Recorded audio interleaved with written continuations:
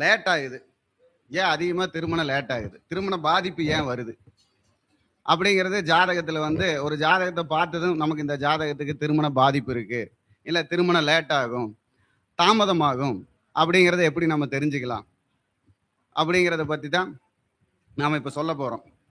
அதாவது இந்த மேச லக்னாதிபதி 2ல் இருக்கார், அந்த காலச்சக்கரத்துக்கு 7 கூடிய சுக்கிரன் 6ல் இருக்கார், அதே மாதிரி மேச லக்னத்துக்கு 8 கூடிய செவ்வாய் 2ல் இருக்கார் அப்படின்னு வச்சுக்கீங்களேன். இந்த லக்னத்துக்கு 2, 7ங்கிறது மாரகஸ்தானம். இந்த லக்னத்துக்கு அதாவது சர லக்னத்துக்கு 2, 7ங்கிறது மாரகஸ்தானம். இது வந்து நீங்க எந்த லக்னத்துக்கு வேணாலும் எடுத்துக்கலாம், சரம் சிரம் உபயம் எந்த லக்னத்துக்கு வேணாலும் எடுத்துக்கலாம். அந்த மாதிரி லக்னத்துக்கு 2ஆம் அதிபதி 6, 7, 8ஆம் அதிபதியோட தொடர்பு கொண்டால் அவங்களுக்கு வந்து பாத்தீங்கன்னா திருமண பாதிப்போ திருமண லேட்டோ அதாவது திருமண தாமதமோ வரும் உறுதியா. அதே போல ஒவ்வொரு கிரகமும் இப்ப சுக்கிரன் தான் வீட்டுக்கு 12ல் இருக்கார், அதே மாதிரி குரு தான் வீட்டுக்கு 12ல் இருக்கார். இந்த 12ல் இருக்கக்கூடிய குரு அந்த சுக்கிரனை பார்க்கிறார் அப்படின்னு வச்சுக்கல, அப்பவும் அங்க வந்து திருமண தாமதம் வரும். அதே போல இந்த 2ஆம் அதிபதி 7ஆம் அதிபதி வக்ரமாயி 3ஆம் அதிபதியோட தொடர்பு கொள்றாங்கன்னா திருமணம் லேட் ஆகும். அதாவது 2ஆம் அதிபதி 7ஆம் அதிபதி வக்ரமாயி 3ஆம் அதிபதியோட தொடர்பு கொள்றாருன்னா, ஏன் அந்த 3ஆம் அதிபதி சொல்றோம்னா 3ஆம் இடங்கிறது கழுத்துலதான் தாலி கட்டுவோம். அப்போ 2 கிரகம் வக்ரமாயி அந்த அதிபதி தொடர்பு கொள்றப்போ அந்த இடம் துண்டாகுதுன்னு அர்த்தம். அப்போ துண்டாகிறப்போ அந்த 3ஆம் அதிபதியோட நான் சொல்றத. அதே போல இந்த குரு தான் வீட்டுக்கு 12ல் இருந்து அதாவது குரு தான் வீட்டுக்கு 12ல் இருக்கார். அதே போல சனி பகவான் தான் வீட்டுக்கு 12ல் இருக்கார். இப்படி தான் வீட்டுல 12ல் இருக்கக்கூடிய குருவோ சனியோ 7ஆம் அதிபதியோடையோ 3ஆம் அதிபதியோடைய தொடர்பு கொள்ளும் பொழுதும் அவர்களுக்கு 30 வயசு 40 வயசுக்கு மேலதான் திருமணம் வரும். இல்லைன்னா 30 வயசுல ஒரு திருமணம் பாதிப்பாகி ஒரு திருமணம் நடக்கிற வாய்ப்பு. இந்த மாதிரி திருமண பாதிப்பும் தாமதமும் இந்த மாதிரி ஒவ்வொரு ஜாதகத்திலையும் எப்படி இருக்குதுங்கிறத நாம பார்த்துக்கிட்டோம்னாவே அந்த ஜாதகத்துக்கு திருமண பாதிப்பா திருமண தாமதமா அப்படிங்கிறத நம்ம கண்டுபிடிக்கலாம்.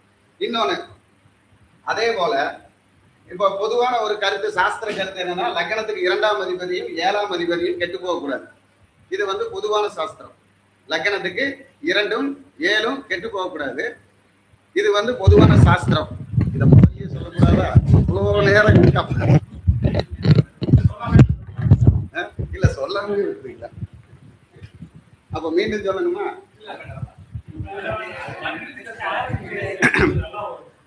அப்போ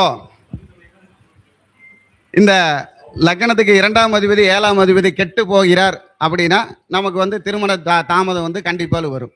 லக்னத்துக்கு 2ஆம் அதிபதி 7ஆம் அதிபதி கெட்டு போகும் பொழுது. அதே போல லக்னத்துக்கு 2ல் பாதகாதிபதியோ மாரகாதிபதியோ போய் இருந்து அவர் 3ஆம் அதிபதியோடையும் 11ஆம் அதிபதியோடையும் தொடர்பு கொண்டாலும் அவர்களுக்கு வந்து வயது முதிர்ந்த திருமணம் தான் நடக்கும். லக்னத்துக்கு 2ஆம் இடத்தில் பாதகாதிபதியோ மாரகாதிபதியோ போய் இருந்து அவரோடு 3ஆம் அதிபதியும் 11ஆம் அதிபதியும் தொடர்பு கொள்றாருன்னா அவங்களுக்கு முதிர் வயது கல்யாணம் தான் நடக்கும். முதிர்ந்த வயதில் இல்ல முதிர்ந்த வயதுடையவரோடு அப்படின்னு எடுத்துக்கலாம். அதே போல எப்போ ஒரு கரெக்டான ஒரு அமைப்புல கல்யாணம் நடக்கும் அப்படிங்கிறதுக்கு வந்து ஒரு சாதாரணமான விதி அப்படின்னு எடுத்துக்கிட்டீங்கன்னா, எப்பவுமே லக்னத்துக்கு 3ஆம் இடம் கெட்டால் 30 வயதுக்கு மேல கல்யாணம். லக்னத்துக்கு 3ஆம் இடம் கெட்டால் 30 வயதுக்கு மேல கல்யாணம். லக்னத்துக்கு 4ஆம் இடம் கெட்டு அந்த 4ஆம் இடம் வந்து லக்னத்துல போய் உட்காந்து உடனே கல்யாணம். அதை வச்சுக்கணும். லக்னத்துக்கு 4ஆம் இடம் கெட்டு இந்த 4ஆம் இடம் லக்னாதிபதியோட போய் உட்காந்து இருந்தாலோ லக்னத்துல போய் உட்காந்து இருந்தாலோ அந்த இடம் பலம் பெறும். அப்போ உடனே கல்யாணம் ஆகும். உடனேனா எப்போ? 21 வயசு 20 வயசுலயே கல்யாணம் ஆகு. பொண்ணா இருந்தா 16 வயசு 17 வயசுல கல்யாணம் ஆகு. ஆனா வெளியில தெரியாதுன்னு மட்டும். அப்போ இந்த மாதிரி லக்னத்துக்கு 7ஆம் அதிபதி போய் லக்னத்துல உட்காந்துருக்கார், அது ஒரு 12ஆம் அதிபதியோட தொடர்பு கொள்றாரப்போ நம்ம என்ன சொல்லணும்? உங்களுக்கு மருமகனோ பக்கத்தால இருக்காங்கன்னு சொல்லக்கூடாது, உங்களுக்கு தூரமா இருந்து வருவாங்கன்னு தான் சொல்லணும். ஏன்னா லக்னாதிபதி வீட்டுல போய் 7ஆம் அதிபதி உட்காந்து அதை 12ஆம் அதிபதி தொடர்பு கொள்றப்போ அந்த 7ஆம் அதிபதி 12ஆம் அதிபதி தான் பலம் பெறுவாங்க. அப்போ நமக்கு கிடைக்கக்கூடிய மணமகனோ மருமகளோ வீட்டுக்கு பக்கத்தால கிடையாது. நம்ம என்ன சொல்லுவோம்? லக்னாதிபதியோட 7ஆம் அதிபதி சம்மந்தப்பட்டாலும் சரி, 7ஆம் அதிபதியோட லக்னாதிபதி சம்மந்தப்பட்டாலும் நமக்கு வீட்டு அருகில் மருமகனோ மருமகளோ கிடைப்பாங்கன்னு சொல்லுவோம். ஆனா அது யாரு கூட தொடர்பு பெற்றிருக்காங்கன்னு நம்ம பார்த்துக்கணும். இதை மட்டும் நம்ம சொல்லக்கூடாது. அப்போ லக்னாதிபதியோட 7ஆம் அதிபதி சம்பந்தப்பட்டு 7ஆம் அதிபதி 12ஆம் அதிபதியும் சம்பந்தப்பட்டு இருந்தால் அவர்களுக்கு மேக்சிமம் 100 கிலோமீட்டருக்கு அந்த பக்கம் தான் உறவுகள் வரும். குறைஞ்சது அந்த 7ஆம் அதிபதி லக்னாதிபதி சேர்த்து 80 கிலோமீட்டருக்கு அந்த பக்கம் கணக்கு வச்சுக்கணும். பக்கமா மட்டும் சொல்லக்கூடாது. அப்படி சொன்னோம்னா அது வந்து நமக்கு தவறாகத்தான் போகும். நான் நிறைய ஜாதகத்தில் அதை கணிச்சிருக்கேன். அப்போ நான் அந்த மாதிரி தான் பதில் சொல்லியிருக்கேன். அது சரியாக வந்திருக்கு. அதனால நான் இப்போ உங்ககிட்ட அந்த விஷயத்த பகிர்ந்துக்கிறேன். அப்போ அதே மாதிரி ஒவ்வொரு வீட்லையும் குரு தான் வீட்டுக்கு 12ல் இருக்கும்போது அவங்க குடும்பத்தில் 2 திருமணம் இருக்குதா அப்படின்னு நம்ம உறுதியாக தெரிஞ்சுக்கணும். அப்படி இல்லைன்னா அந்த ஜாதகருக்கு அந்த வாய்ப்பு வந்துடும். அதை வந்து நம்ம சரியாக தெரிஞ்சுக்கணும். அதே போல் சனி தான் வீட்டுக்கு 12ல் இருக்குதா அப்படிங்கிறத பார்த்துட்டு அவங்க வீட்டில் அதே மாதிரி திருமணமாகி முறிவானவங்களோ, அதாவது அது எந்த பங்காளி வீட்டில் கூட எடுத்துக்கலாம். இந்த சனி வந்து சின்னம்மா சித்தப்பா வீடெல்லாம் கூட எடுத்துக்கலாம். அதே போல நமக்கு வயதான உறவுகள் எடுத்துக்கலாம். அப்போ அந்த மாதிரி இருக்கிற இடத்துல 2 திருமணம் நடந்திருக்கா இல்ல திருமண முறிவு நடந்திருக்குதான்னு பார்த்துட்டு தான் இவங்களுக்கு உறுதி பண்ணணும். இல்லைன்னா அப்படி நடக்கல, அவங்க பாரம்பரியத்துல ஒரு 3 தலைமுறைக்குள்ள நடக்கல அப்படின்னா அது இவருக்காக காத்திருக்குன்னு அர்த்தம். இந்த ஜாதகருக்கோ காத்திருக்குன்னு. ஏன்னா சனி பகவான் தான் கர்மாவை கொண்டு வரவர், செவ்வாய் பகவான் கர்மாவை செயலாற்றுபவர். அப்போ அதை வந்து நம்ம உறுதியா பார்த்துக்கணும். அதே போல சுக்கிர பகவான் தான் வீட்டுக்கு 12ல் இருக்கும்போது திருமண தடை வரும் அப்படிங்கிறத காட்டிலும் திருமணம் நடக்கும். நடக்கக்கூடிய திருமணத்துல சுக்கிரனுடைய சுகம் என்ன, அந்த சுகத்துல பாதிப்பு வரும். அதை வந்து நம்ம உறுதியா தெரிஞ்சுக்கணும். இல்லைன்னா நமக்கு வந்து அந்த ஜாதகத்துக்கு பலன் சொல்றப்போ தவறா போகும். அப்போ அதாவது ஒரு ஜாதகத்துல அதிகமா எந்த ஒரு கிரகம் வந்து தான் வீட்டுக்கு 12ல் நின்னாலும் அந்த கிரகம் அந்த 12ஆம் இடத்துக்கு உண்டான பலனைத்தான் செய்யுமோ வழிய தான் வீட்டுக்கு முன்னாடி இருக்குன்னா 6ஆம் இடத்து பலனையோ 5ஆம் இடத்து பலனையோ செய்யாது. அது ஏன் உறுதியா சொல்றேன்னா, நான் வந்து அந்த அளவு நான் பலன் சொல்லி தப்புங்கிற பேரு வாங்கியிருக்கேன், பலன் சொல்லி சரியா இருக்குங்கிற பேரு வாங்கியிருக்கேன். ஏன்னா நிறைய சிஸ்டத்துல சொல்லுவாங்க அந்த இடத்துக்கு 12ஆம் இடம் வேலை செய்யும் அப்படிம்பாங்க. என்ன வேலை செய்யுங்கிறது யாரும் சொல்றது இல்லை. அது எந்த விஷயத்துக்கு வேலை செய்யுங்கிறது யாரும் சொல்றது இல்லை. 7க்கு 6 12 வந்தா அந்த 7க்கு 6 12ங்கிறது வேலை செய்ய 7ஆம் இடத்தை ஆக்டிவேட் பண்ணி தரும். 6க்கு 5ங்கிறது 6ஆம் இடத்தை ஆக்டிவேட் பண்ணி தரும்.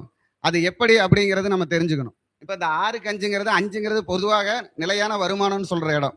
6ஆம் இடங்கிறது தொழில். அப்ப 6க்கு 5 வேலை செஞ்சா தானே வருமானம் வரும். அதனாலதான் 6க்கு 5 வேலை செய்யணும் அப்படிங்கிறாங்க. அதே 7க்கு 6ங்கிறது நம்ம வந்து என்ன எடுத்துக்கிறோம், ரோகம்னு எடுத்துக்கிறோம், சத்ருன்னு எடுத்துக்கிறோம். 7க்கு 6 வேலை செஞ்சா என்ன ஆகும், அந்த இடத்துல பிரிவு தானே வரும். கலத்துறதுக்கு அந்த இடத்துல கலத்துறதுக்கோட சந்தோஷமா இருப்பாங்கன்னு சொல்ல முடியுமா? அப்ப அதை யோசிக்கணும். அது இல்லாம ஒவ்வொரு இடத்துக்கு 12ஆம் இடம் வேலை செய்யும், அது கொடுக்கும், அதை எடுக்குன்னு சொன்னா நிறைய பேர்த்த கெடுத்து தான் இருக்குது, கொடுத்தது இல்லை.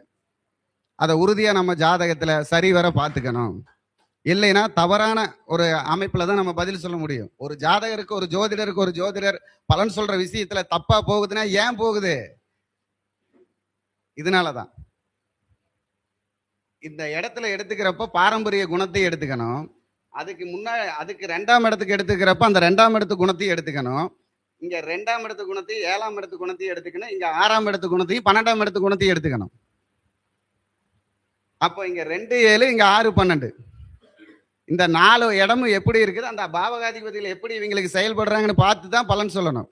அதை விட்டுட்டு இந்த இடத்துக்கு இந்த இடம் செயல்படுன்னு மட்டும் பலன் சொல்லக்கூடாது. அது சொன்னா தவறாத்தான் போகுது எனக்கு தெரிஞ்சு. அப்போ இந்த மாதிரி திருமண தாமதமும் தடையும் இப்படித்தான் ஏற்படுது ஒவ்வொரு ஜாதகத்திலையும். அதுக்கு தகுந்த மாதிரி நம்ம முயற்சி பண்ணி பார்த்துக்கலாம். அப்போ ஒரு ஜாதகத்துக்கு நம்ம சொல்ற இடம்னா 2 7 கெடாம பார்த்துக்கணும். இன்னொன்னு, இந்த 3ஆம் அதிபதி 2ஆம் அதிபதியோடையும் 7ஆம் அதிபதியோடையும் பாதிக்குதான்னு பார்த்துக்கணும்.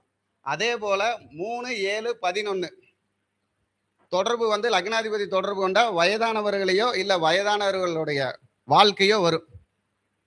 வயதானவர்களுடன் வாழ்க்கையோ வரும். அதை வந்து நம்ம தெளிவா பார்த்துக்கணும்.